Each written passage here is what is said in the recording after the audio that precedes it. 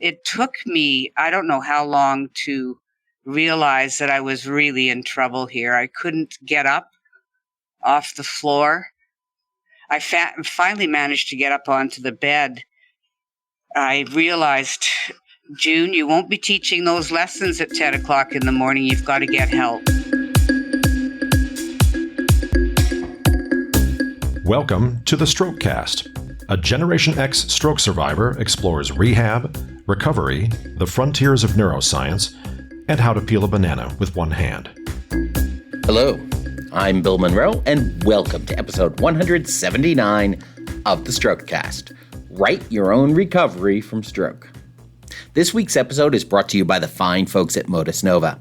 To find out if Modus Nova can help you recover the use of a stroke-affected limb, visit strokecast.com/Modus Nova.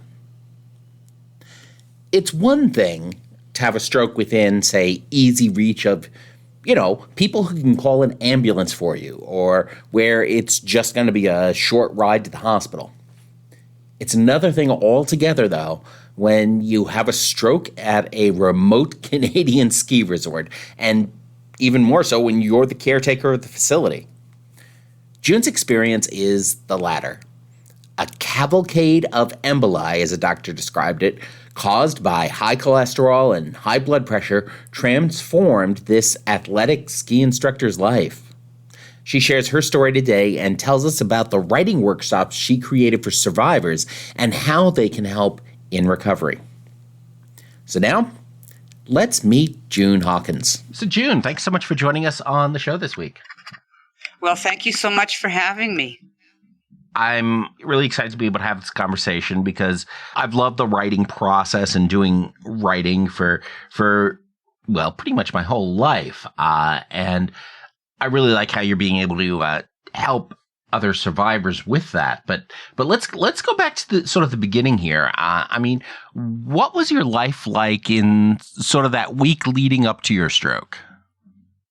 Well, my life was absolutely normal. I did spend my winters working at a cross-country ski resort and living there as the on-site custodian and a ski instructor. So I just packed up, moved to Nipka, which is in the heart of the Rockies on the Kootenai River. I would work all winter, 4 months. My prime responsibilities were to manage the day lodge, so rentals, lessons, customer service, retail, etc. And at the end of the day, I would go back up to my staff accommodation and wait for the guests to arrive and welcome the guests, show them to their cabins, and get them all settled in. Wow, that almost seems like the opening to a Hallmark movie at some point. It was a Hallmark kind of winter, let me tell you. It's a stunning place. Mountains all around, big river flowing by, ski trails to satisfy anybody's ability. It was just lovely. And of course, working with people from everywhere, from all walks of life. It was really a dream come true.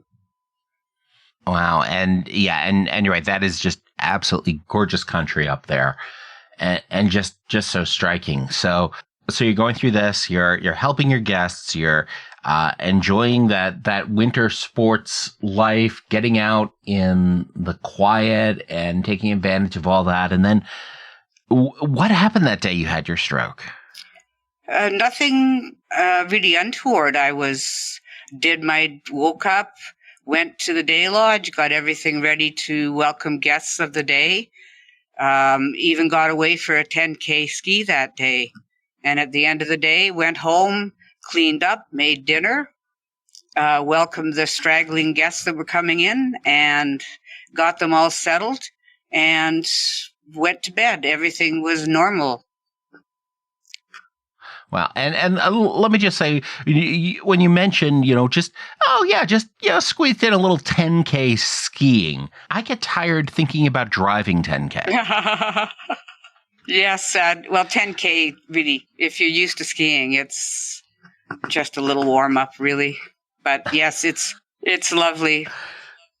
So you went to bed that night, and then what happened? the first thing I remember is waking up on the floor beside my bed, and it felt like someone picked me up and threw me against the wall.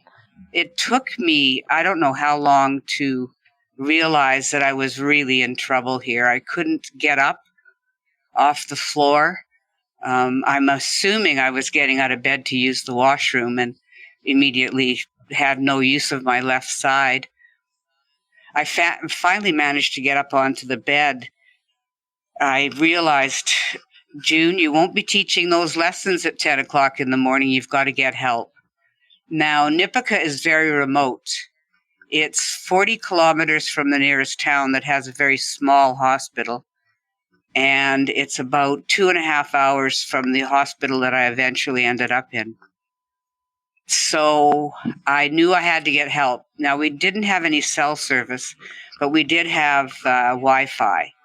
So the first thing I tried to do was text the general manager, Steve, who's the son of the owner. And I couldn't understand my phone. I couldn't do anything. My hands were shaking. My hand wouldn't work. And I was starting to at least be able to stand and kind of hobble around. So the only thing that I could do was get to the satellite phone, which was in the office downstairs. So my accommodations were above the office. Now the stairway was outside. So I had to make it down a set of stairs to the office to get the satellite phone. But it was the dead of winter. It was February 1st, 2021. At this point, I have no idea what time has elapsed. So I managed to get my coat and my boots on, and the only thing I could think of going down those stairs was don't fall. Just don't fall. The nearest cabin was about 200 meters away, so I would never make it that far. So I managed to get down the stairs by lifting my left down each step and going a step at a time. And, of course, using the handrail.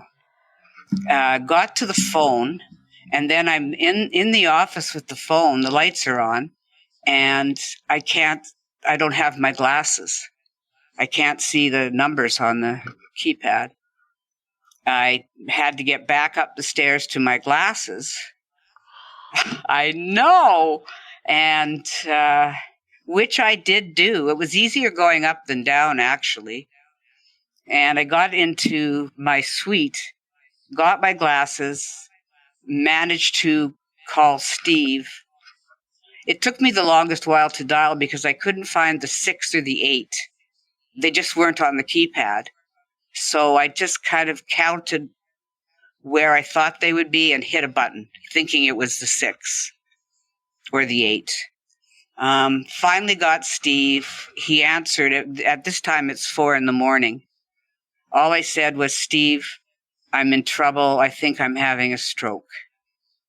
And he said, we'll be right there. And I leaned back on the bed, and that's when I knew I was going to be okay. They were on their way. Oh, that's amazing. That sudden point where, help is on the way and you can now relax because you've done your part, you've done your job, and the rest of it is going to be in somebody else's hands. That is, oddly, it's a very relaxing moment. Yeah, and that's very astute of you to point that out. That's exactly what it was. I just laid back and thought, oh, thank God, I'm going to be okay. And in my mind, I never thought of, at this point, the consequence of the stroke. I just knew I was going to be okay. If I could make it down those stairs and back up, I knew that I would get through this. Just waited. It seemed like just minutes, and they were there with an ambulance behind them. I remember them rushing up the stairs, the look of absolute agony on their faces. So Steve and his dad, Lyle, the owner, and they just helped stumble me down the stairs into the ambulance. And off I went. So you're now getting into this ambulance, and obviously the closest hospital is a small one and is already a long distance away. So was that where they took you, or did they take you to a different facility? They initially took me to the hospital, the smaller hospital in a town called Invermere.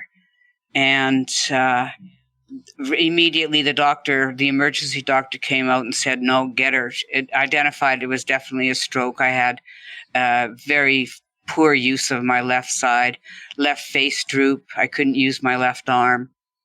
And he said, no, take her to Cranbrook. So that was a larger, but a rural regional hospital. And that's where I went. And I remember complaining to the ambulance attendant, can you just turn off the siren? It went the whole way. So 2.5 hours, the siren was going. So when I hear a siren now, it makes my teeth hurt. Right. And if they're used to driving 2.5 hours with the siren on, they probably didn't even hear you asking them to turn it off. No, they said it's protocol. We got to keep it on. And that was it. Wow. So you had this 2.5 hour ambulance ride. You had however long it took from when you found yourself on the floor. When you got to that larger hospital, or what treatment were they able to do? Were you in the window for anything like TPA or? No, not at all. We figured it was probably close to 7 hours in time. From the time of the incident to the time I got to the hospital. So no, I wasn't. So they immediately did an MRI. Mm-hmm. I was in emerge for, I don't know how long I was in emerge. Finally, when they realized, yes, indeed, it's a stroke, I waited for a bed to come available and ended up in the ward. So it was an ischemic stroke. And yes. What part of your brain was it in? It was in the mid-cerebral artery. So the emergency room doctor said the MRI showed a cavalcade of emboli.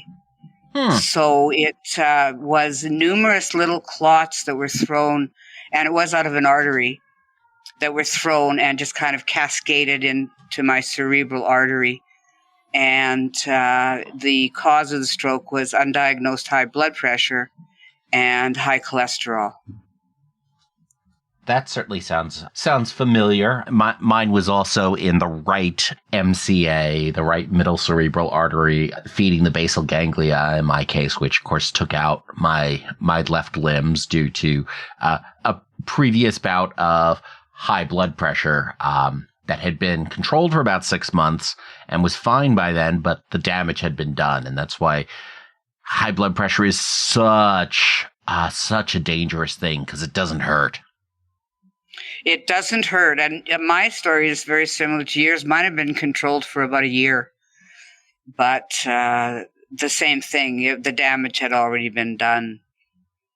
And I thought I was tackling it, staying healthy, staying active. But as you say, the damage was already there. And that's something else to keep in mind about high blood pressure, too, and high cholesterol, is that when I say that this contributed to my stroke, people look at me and go, yeah, that seems about right.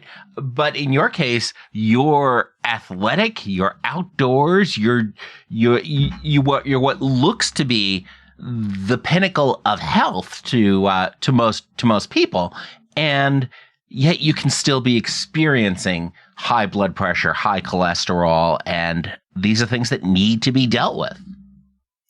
Exactly. So after I had my stroke, my entire family, I come from a large family, everybody's on the blood pressure alert now. And as it turned out, 2 of my siblings ended up needing to be on blood pressure medication. So out of the ashes, some good did come. Surviving your stroke may have saved their lives. You go into the ward, and then how long are you then in the hospital? Do you go straight to an inpatient rehab, or what is that experience like? Yeah, the hospital I was in was a very small regional hospital. They did have all of the imaging technology that they needed. I got an echo, CT scan, MRI, etc., but they weren't able to do any rehab at all. So what they were trying to do was get my blood pressure down enough so I could go home and do the outpatient stuff at home in Vernon. So I was in the hospital for 10 days. I just worked so darn hard. I got a walker, probably 2 days after I was in the ward, and I could at least go cruising the hallways and get up and just start moving. But PT, OT, virtually non-existent. So then you were discharged then after that 10 days, and you went back. Did you go back to the resort? No, I went straight back home, which was about 7-hour drive.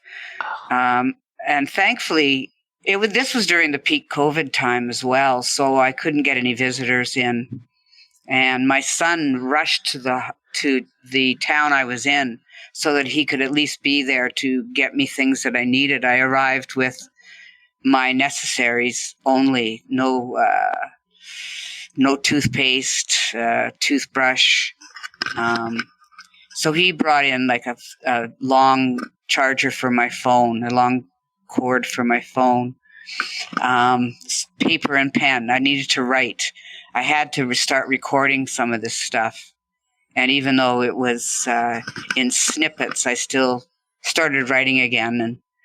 And if it wasn't for him being there, I think I would not have been so optimistic about getting home. So he arranged everything for me to get me back home. When you got back home, then what sort of deficits were you living with? I mean, you had the left side hemiparesis or hemiplegia, not able to move those limbs. Were there other challenges you were living with? No, I was really thankful that cognitively nothing was affected. My vision wasn't affected. My swallowing wasn't affected. I couldn't use my hand. I could lift my arm maybe a quarter of the way up, and I could use a walker. So I adapted the shower with a shower seat, and immediately started PT and OT here at the hospital as an outpatient, and that was incredibly helpful. And once it was realized that I had family around me, they had come to be of assistance, a sister and a brother-in-law and my son. It was determined that I should go to Vancouver Island and stay with my sister while my physical recovery was going on. So that's what I did. Or how long did it take until you were able to return to your home then? I was there 6 weeks or 7 weeks, and I had very kind of serendipitously gotten an appointment with a neurophysio who specialized in stroke recovery. She was a gift, such a gift. The first time I went to see her, she did the assessment. So I go in with my walker and I'm hunched over and feeling quite alone and defeated. And she did an assessment on me and she said, well, the first thing we need to do is get rid of that walker. You need to use a cane or walking sticks. And your balance is just far too good. And I perked up immediately. I just thought, yes, thank you. And so actually at the end of that session, we went for a 1 kilometer walk with ski poles. And that my recovery, physical recovery, just took off from there. So with a lot of work, a lot of picking up coins out of a bowl and dropping them into another bowl and using various aids, I was able to start to get some use of my hand back. Very minimal, but I worked at it every day. And once it was determined that I could go home and take care of myself, we got me back home. The test for me going home was if I could walk to the grocery store, which was a short distance away, buy everything for dinner, make dinner, and clean it up, then I was able to go home. So that's what we did. And I made a lovely chicken dinner, I must say. That's fantastic. That's sort of a great metric. A lot of times when the medical team is, well, at least in the U.S., talking to insurance companies or otherwise assessing whether you can go, a lot of times it's, well, can you do your sit to stands? Can you walk X number of meters? When really what matters is, can you get done the things you need to do with life? Getting to the grocery store, acquiring your groceries, making your dinner. That's the important stuff. I've often felt here in Seattle, I tend to think of the Starbucks model. Can you walk to the nearest Starbucks or get yourself there? Are you able to order your beverage? Are you able to go ahead and sit down in that environment? And are you able to return home? Because so much of the different elements of recovery and so many of the different deficits we navigate can come into how you can do different things in that context. Yeah, I completely agree. Yes, I completely agree. I think the most difficult component of my little test to get home was actually dealing with the sensory overload of the grocery store. I found that to be very, not confusing, but just I had to concentrate so much that's what tired me out more than the actual tasks at hand. That makes a ton of sense because so often we don't realize that so much of what our brain does is ignore stuff. I mean, exactly. Yes. And with a stroke, it's like it's all there in full volume and nothing is shadowed by anything else. It's almost all blaring at you at the same time. Today, do you then have to do other things to address that sensory overload, headphones or sunglasses as you go out or anything like that? Yes, I'm thankful to say that I don't have that to the extent that I did. My brain is still healing, so it's still fatiguing me. So I would say that my biggest deficit right now is neural fatigue. Yeah, I just get tired. I need a nap. And so I do. I'm the queen of napping. One of the stroke perks that are out there, naps become socially acceptable. Exactly. So do you have a favorite memory from your time in the hospital or your time in rehab? Well, I've got a couple. One is more serious than the other.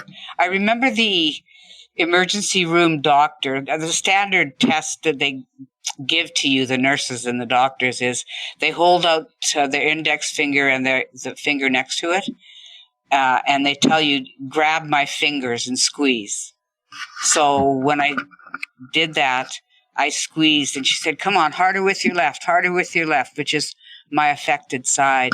And I squeezed as hard as I could. And she pulled her face closer to mine and looked at me with a big smile on her face and said, you're going to make a full recovery. And those words stayed with me through all of my recovery. They still stay with me, her saying that. And even though she could feel that I had some strength in the left, she gave me words to live by. I do have a funny memory from the ward. I went for my after-dinner walk, which I always did, walking up and down the hallways and saying hi to patients, etc. And I got back to my bed, and there's a woman in my bed. I have no idea who she is, and I just looked at her and said, hello, and she popped up like a jack-in-the-box and said, good morning. And I said, oh, I better get a nurse. And so as it turned out, it was another patient who had gone wandering and thought she was in her room. So she just crawled into my bed. She was escorted very nicely out and back to her room. So those were the kinds of things I wanted to write down. I just wanted to record it. That's what's so important. I think a lot of us don't realize it's early in the process. And surprisingly, it's not one of our highest priorities when our main concern is, am I going to live and am I ever going to do any of these things again? But going ahead and starting to record things, especially in the early days, whether that's writing it down, tapping it out on a phone, recording an audio message, taking lots of pictures, taking lots of video, especially in those early days, is so important for continuing recovery down the road, to be able to see how far you've come and to be able to just capture those moments, because they are going to be fleeting as the brain tries to navigate this new world. That's exactly right. And I'm really thankful that I did do that, because I never want to forget some of the difficult times, because then I would forget to be thankful for where I'm at today. And I am so thankful. And of course, one of the things that likely helped your recovery as well was that you were already very athletic. That put you in a good spot with your recovery. We're less than 2 years out now. Have you been able to get back to skiing? Yes, I have. In fact, at the end of last season, I did a 10K. So not as fast as I used to, and certainly not with the control I used to have, but I did it. So I am getting back. And my first ski of this season was I did a 5K. So yes, I'm back. And I've throughout the summer did a lot of swimming. Swimming is very good for recovery as well. So I'm not as strong as I was. I don't have the stamina that I did, but I'm doing the things I love to do. I don't need anything adapted to where I'm at today, thankfully. But we do have a very strong adaptive sports program in town here with adaptive downhill skiing, cross-country skiing, rowing, canoeing, kayaking, tennis. But thankfully I can drive, so I drive myself to the ski area, go for a ski, come home all on my own. So again, I'm just so thankful that I have that ability to do that. Yeah, that's great. And it's awesome that there is a community there as well to be able to support folks with other challenges or other deficits too. Exactly. I agree. So you went ahead and started writing down all of this stuff while it was happening and starting to capture these anecdotes. And now you're also running these writing workshops for survivors. Is writing something that has always been a part of your life, or is this more of a post-stroke connection with yourself? No, writing has always been a part of my life. It really came to more full blown. I've been in the cross-country ski world for about 40 years as a coach, as an instructor. I ran a ski school for a while. I sent an article into our national cross-country ski magazine, Ski Tracks. He accepted it and eventually asked me if I wanted to do a monthly column. And so I started writing primarily within the ski world. And that branched out after I took some courses in writing and some workshops, and just kind of kept going with it. At the time of my stroke, I was actually, and I'm still doing, a history of Nipica, which is the area that I worked in, the resort I worked at. It started out as a homestead in the 1920s, just after the World War I. And it's got a rich history to it. So I've been working on that as well, which was kind of nice because once I got my typing skills back, I was able to do a lot of the work on the book because I had the time. So a lot of the research for the book got done then. So writing is something that I just love to do and continue to. Has the stroke impacted the way that you write and the way that you organize your thoughts and research and be able to and just string words together into sentences and paragraphs and articles and books? My writing now is much more thoughtful. My life is much more thoughtful. And that's one reason why I started the writing course for stroke survivors, was to get people using their brains. Overall, my writing is much more well thought out. It's fascinating how the stroke experience tends to drive more deliberate decisions or deliberation about things that we do in life. I agree completely. I like to be exact. So what I strive to do is get the reader to understand, to get exactly what I'm trying to say. So put it in a way that conveys what I want them to hear. So being able to do this then, and having this, obviously the athletic background helps with recovery. You're able to jump on those ski poles as soon as the physio got you walking with ski poles. But has this experience and this background in writing then, how has that impacted your stroke recovery? Being able to write about the experience was me getting my thoughts out of my head. As you know, in recovery, especially in the early days, you're there alone with your brain and your thoughts. And it goes around and around and around, and it can get into so many wormholes and whirlwinds. So for me, it was a great way to get thoughts out. Let's get them out. Let's take a look at them. There it is in the written word. That was incredibly cathartic for me to do. That's an important tool to have. I think Harry Potter fans and former Harry Potter fans would may from the universe the idea of the pensieve, where the wizards would extract thoughts that were cluttering up their brains to put them into these little vials that they could then deal with later, so that they could clear out their head from time to time to be able to focus on whatever it is they need to focus on. Because all these thoughts, they scramble and they're noisy and it's loud and it takes up space and you can't get anything. So you gotta get them out of there. So I sometimes tend to think of even just free writing, just writing down anything, making extensive to-do lists or whatever. You just got to extract those things and get them out of your head, get them someplace else so you can deal with what you have to deal with at the moment. That's a super analogy. That's exactly it. Because if you don't get them, it's just easier to take a look at them and organize what's going on. There's so much to organize when you're trying to recover from such a life-changing event.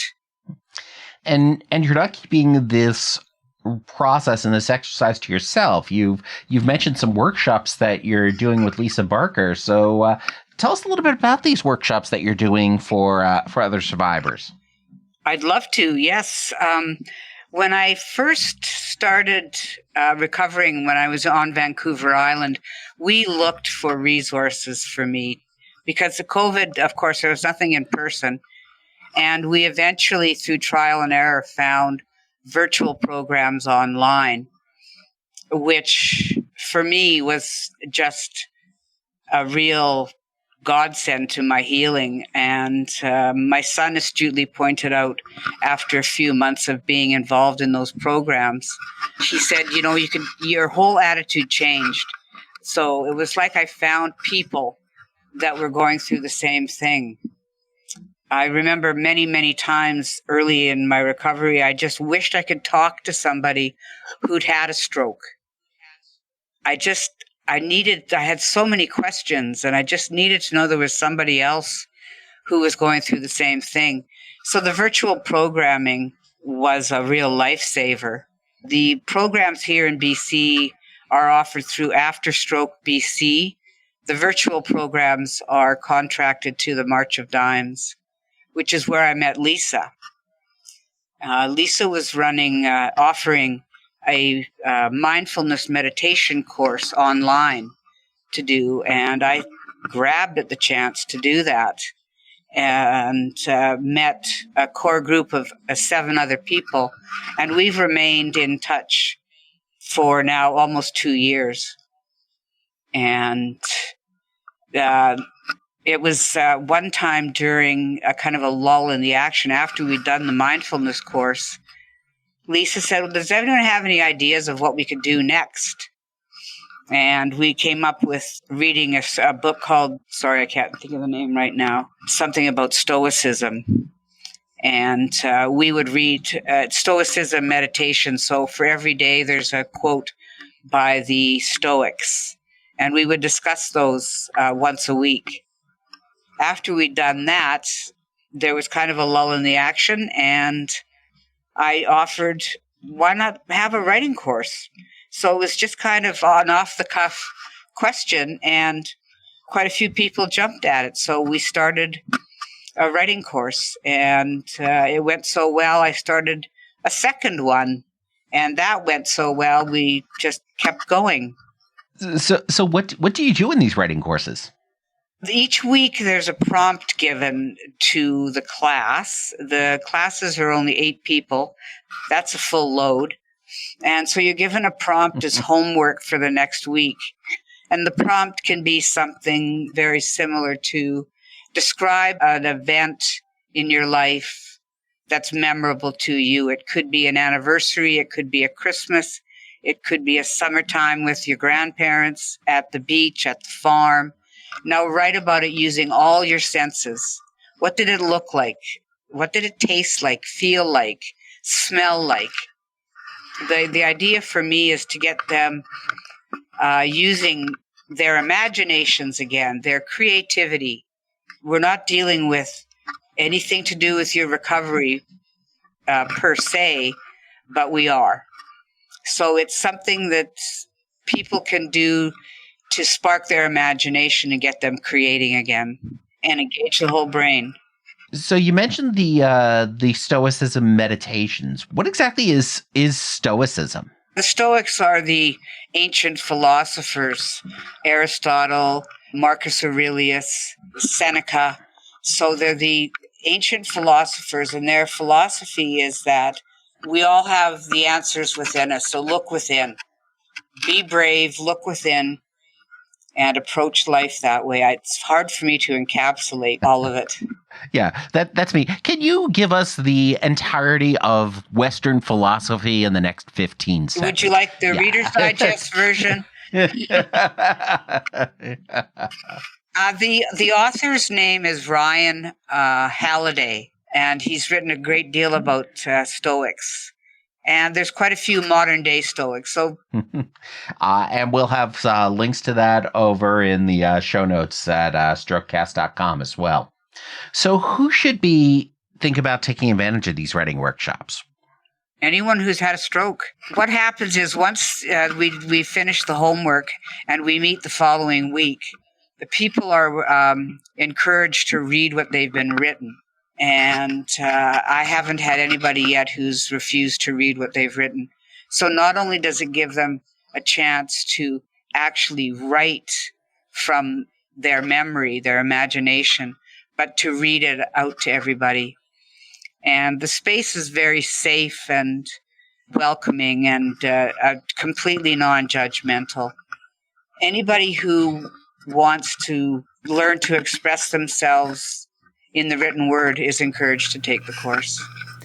And that brings us to our hack of the week. But first, let's talk about sponsor Modus Nova. If you want to get the use of a limb back after stroke, you simply have to use it as much as possible. I mean, just in regular life, one of the things I always tell folks is to, try and do something a minimum of 3 times with your affected side before you give up and go to your unaffected side. Because the point is you have to use it. You just have to. And you have to get in thousands of repetitions. And maybe you do that through daily use. Maybe you do that through exercises. Maybe it's just a slight motion. But all those motions and all those repetitions can help drive the changes in the brain that are needed to recover the use of that limb. And Modus Nova may be able to help. The Modus Hand and Modus Foot are AI-controlled, air-powered robotic exoskeletons that help you get in the thousands of repetitions that you need for stroke recovery. And on top of that, it's all while playing video games to help keep you motivated and to chase the scores and to have some fun doing it.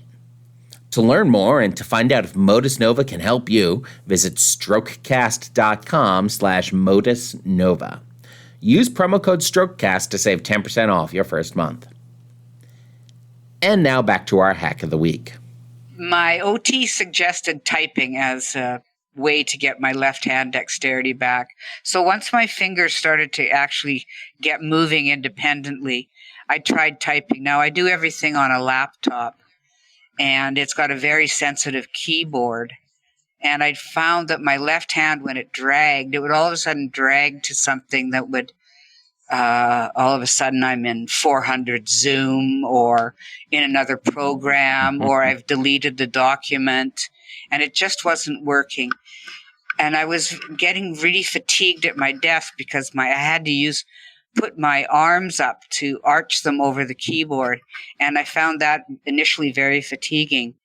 So I bought a breakfast in bed table, and I put it on my bed.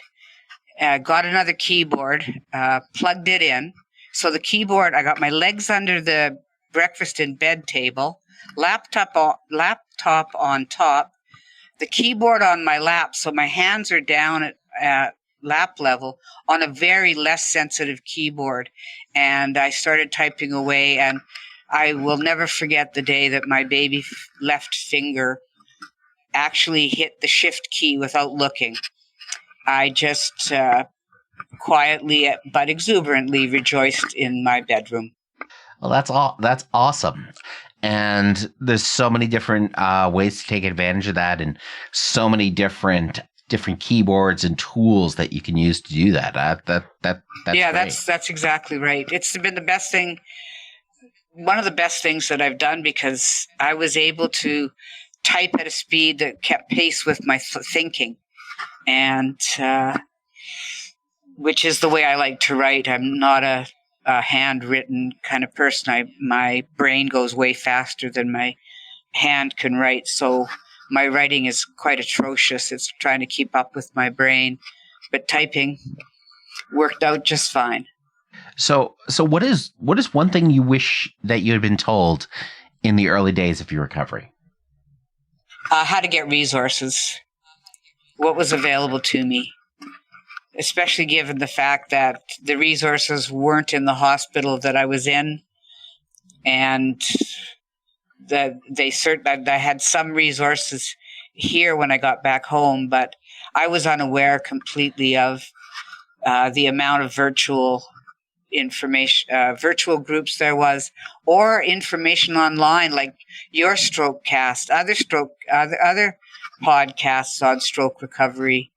It would have been helpful to have something like that to kind of enter into this new world. Sort of that welcome to the stroke club type of thing. Welcome to your new community, and I love it. I'm continually surprised and humbled by the courage that stroke survivors exhibit. It ain't for wimps. That is very true. You know, one of the main reasons I started this show was that when I had my stroke, I had already had an existing podcast about public speaking, so naturally I went looking for podcasts to learn more about stroke and didn't really find any relevant. So I was like, well, I guess I have to go ahead and start my own then. Well, and I'm so thankful you did. I've learned so many wonderful, optimistic, upbeat things off your podcast that I'm just very thankful that I'm on your show. Looking back on it now, you found this community. You've got these workshops. You're back to skiing now. You've learned so much, but been through so much as well. Ultimately, was your stroke a blessing or a curse? Well, that's a good question. I certainly don't view it as a curse. I'm not quite to the full blessing yet. but it's gifted me a lot of things. Mainly, I think empathy is one thing. The ability of the body to repair itself, the power of optimism, the power of perseverance, and the need to slow down in this crazy world. This could happen to anybody, and none of us are ready for it. It's taught me a lot of things about the way to manage life. Love the simple moments. And that is a great place to go out on. So June, if folks want to know more about you and what you're up to, or maybe they want to learn more about your workshops, where should they go? It's all on withstrokeofmypen.ca. That's it. There's a link there to my email. Great. And we'll have all of those links over in the show notes as well. So June, again, this has been fantastic. Thank you so much for joining us today. Well, I'm so thankful that you're having me on the show. I think June's classes and writing seminars are, really a great idea. I mean, there's a lot of power in just using writing to clear your head and to let your thoughts breathe. And I don't necessarily mean the physical act of having to put pen to paper if that's not something you can do, or fingers to keyboard if that's not something you can do yet. But the act of getting words out of your head and into another format like that is really powerful.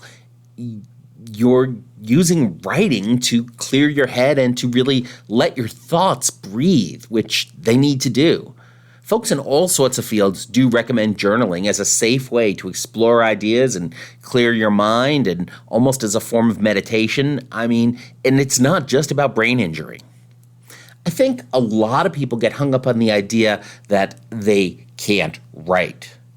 What they mean is they think they can't write well. But you see, here's the thing. This type of writing is not about the final product. It's about the process and practice itself of writing. All that matters is that you do it, not how well you may or may not do it. And if through this process you end up producing something that someone may want to actually read, that's just all the better. That's just pure bonus. Of course, another key element we always have to talk about is the one that kicks off June's story, and that's that hidden hypertension. High blood pressure, generally it doesn't hurt. You can have high blood pressure and simply not know. And lots of seemingly healthy people can be experiencing it. I mean, June was very athletic. She's just doing 5Ks and 10Ks out in the wilds of Canada as if it was almost as if it was nothing. She was still living with high blood pressure and high cholesterol. And being athletic doesn't mean you don't have that. When you do have high blood pressure, it of course gradually damages the blood vessels over time. And that damage is what can lead to a stroke. It got June, it got me, and it got millions of other people around the world. So it's really important for you to simply know and to control your blood pressure. You can check it with a home blood pressure monitor. Check it frequently. Those home monitors are not expensive. You can find them easily on Amazon for under $50.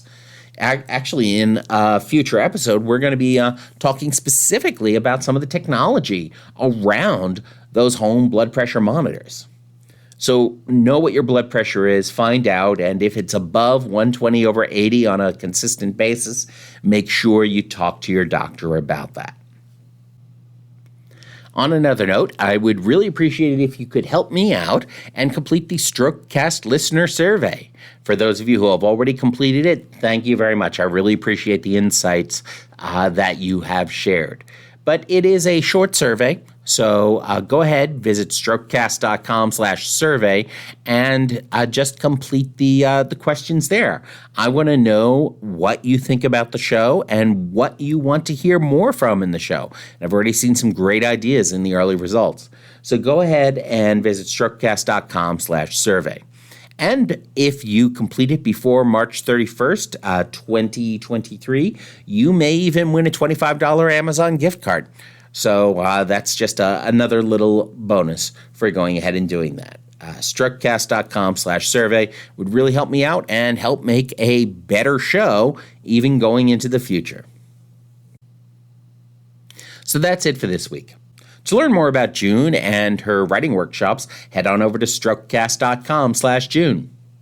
Be sure to share this episode with someone you know by giving them the link strokecast.com/June.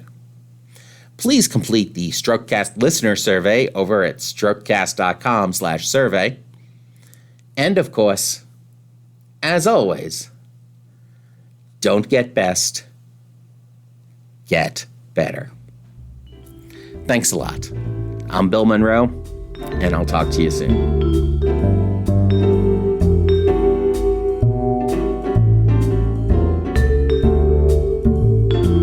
The Strokecast, Bill Monroe, and Bill's guests provide general information and entertainment, not medical advice. Please do not make any changes to your treatment plan or the execution of your treatment plan without first consulting your personal doctor or medical team. The Strokecast is a proud production of the Currently Speaking Podcast Network.